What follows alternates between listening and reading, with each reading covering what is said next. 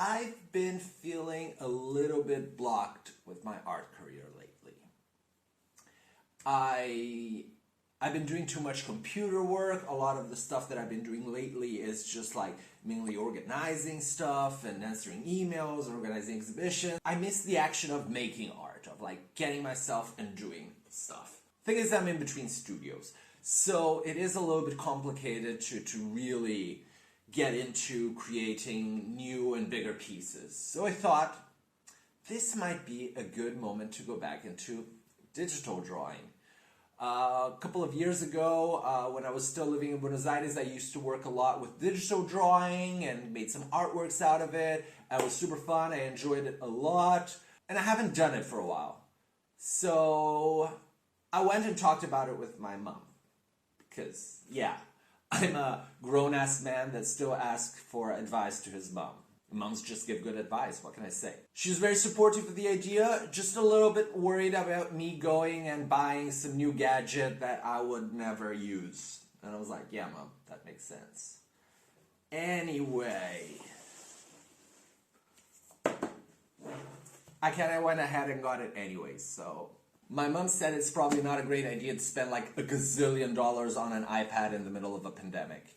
And she was right. So I decided to compromise, and I rented out this from a company called Grover that lets you rent out technology to try out or for a specific project.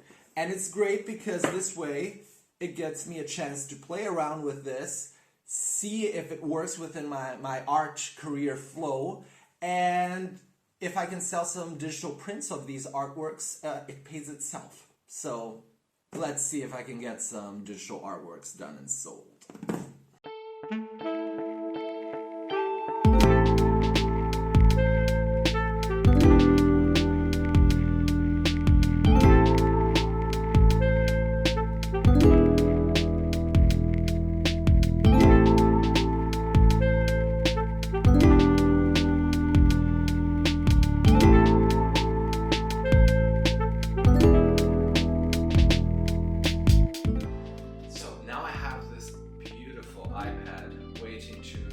Create some art with it.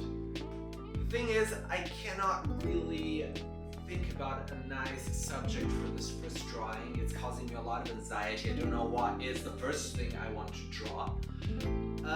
And I think a lot of artists also struggle with this idea of where to draw out inspiration from. Sometimes, you feel stuck in your career, feel like you're not coming with good ideas anymore, or that you run out of ideas, and that's just madness. I think it always benefits me, at least, when stuck and without inspiration, to look back a little bit into the artists before me, into inspiration. Sometimes, blatantly copy anything that they've done before and use that as a stepping stone to create something new. And this is where this book that I got recently, it's called Beg, Steal, and Borrow by Robert Shore. It's a very interesting book that shows how artists are basically just copying themselves over and over and over. This is, for example, Stuart event, and this is copies of Andy Warhol's Flowers paintings. And it shows basically how artists can basically just appropriate and copy images from the past, from great creators, and use that as stepping stones to create their own interesting art. This is a Jonathan Lewis. It's basically a pixelated face of the Mona Lisa, but within that context, it stops being a copy and becomes an interesting work of art. So with this in mind, I run into this. This is Déjeuner sur l'herbe. I don't speak French. Edouard Monet. It's a beautiful painting, classical, whimsical, and as you can see, this is the original painting, but it comes from a Raphaelian sketching, and it basically copied the structure and the composition to make this painting, and then you can see how other artists use that as a stepping stone to create their work. Here you can see people looking at the painting that is from here, that has been basically copied from here. then it came to a conclusion. Eureka! I'm not going to do anything new. I'm just going to copy something that I like and put my own style and input in it. So today, I'm going to create a new art piece that it's still going to look like the original one, but it's going to have my own style on it.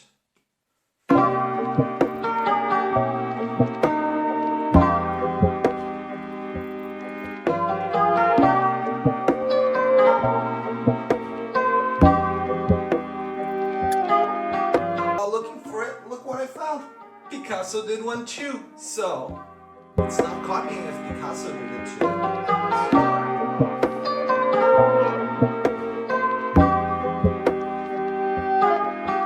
It's important to know that I'm not going into like straight up copying this, you know. I'm just gonna use this as a basis, you know, to create some art of my own, you know. But sometimes as an artist you feel blocked, cannot get any new ideas, you know. That's just a case of like, you know, trace something from another artist, you know, use an artist as an inspiration to create something new.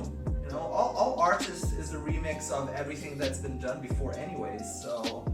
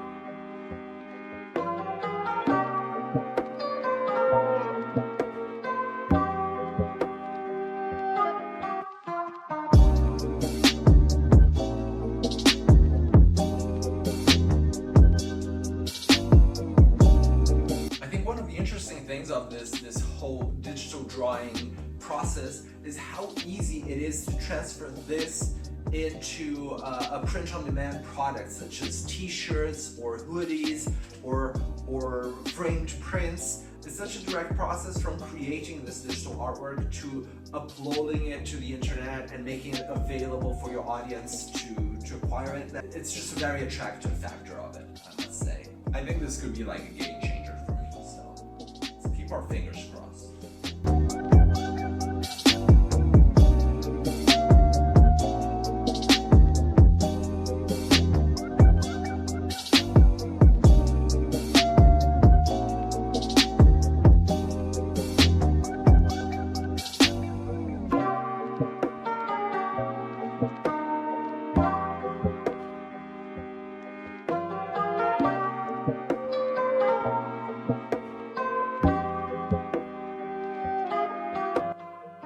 So the idea of this is gonna look like something my style. So tiger stripes, pink, pop, that's what my stuff looks like. So let's get into it.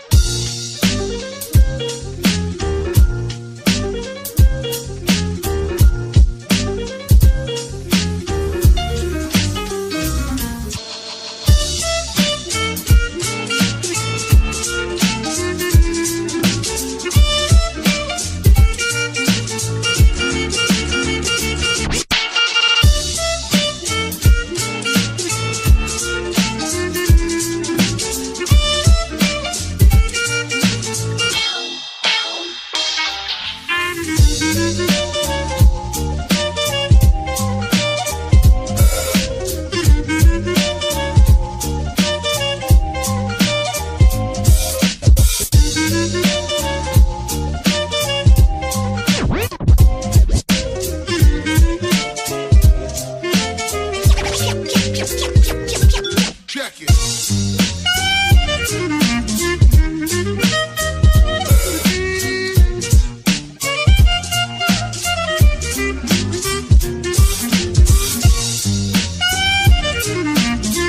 I think by now you get a little bit the idea of what I'm trying to do here. I'm trying to reinvent something done in a classical painting, using that as a stepping stone to create my own art. I'm gonna add my personality to it, I'm gonna add my style to it, and the more important thing, I am gonna add my story to it. And I'm not talking about straight up copying artworks, I'm talking about using previously created artwork in a new and innovative way with a new layer of commentary on top of it, and using this to move forward the artistic discourse. So now I'm just gonna go keep on painting, keep on drawing. I'm gonna speed this up, and I'm gonna be back when I'm done to talk a little bit about how I'm gonna put this bad boy for sale on the internet.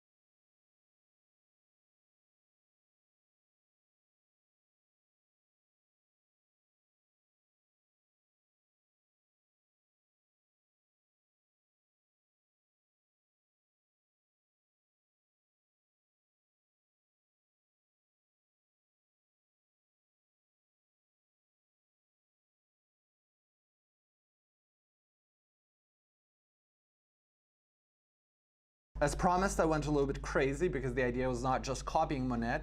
So I added, some tiger stripes, some Louis Vuitton stuff, and I just found that it would be fun to put the Berlin nightclub Berghain at the back, because, it's like, it's Berlin. And so with this ready, I think it's important to talk a little bit about what I'm going to do with it, because this as a digital file does not help me at all. Just posting it on my Instagram means nothing. Yeah, people will see it and whatnot. I want to give the idea to people that this is a real artwork. So what I'm going to do now is I'm going to upload this to Printful, and I'm going to offer this as limited edition prints and maybe a tote bag or a t-shirt, I'm not sure. I'm going to transform this digital file into real life products that people can purchase from my website. And I think that is the real game changer that I was talking about with digital art. This idea that I can make something, make it into a product as fast. And since I'm going to be using Printful, which is my print-on-demand supplier, I don't have to spend any money on this right now, because I will only have to produce the prints after they're sold. And I think that's a very interesting double attack with digital art. This idea that it's so easy to produce, and with the tools available today, we can just put it up onto the world without depending on any galleries or curators or nobody. It's just like you, your computer, and your art on the internet. I really enjoyed this process. It's a lot of fun, to be honest. So I guess I'll keep on being a digital artist. I'm gonna double down on it, make more digital art and sell more digital art. And who knows, maybe go into Twitch or something like that and paint digital paint digital art live in front of the internet. So I don't know. If you like this shit, follow, subscribe, all that stuff. See you next time. Stay creative, guys.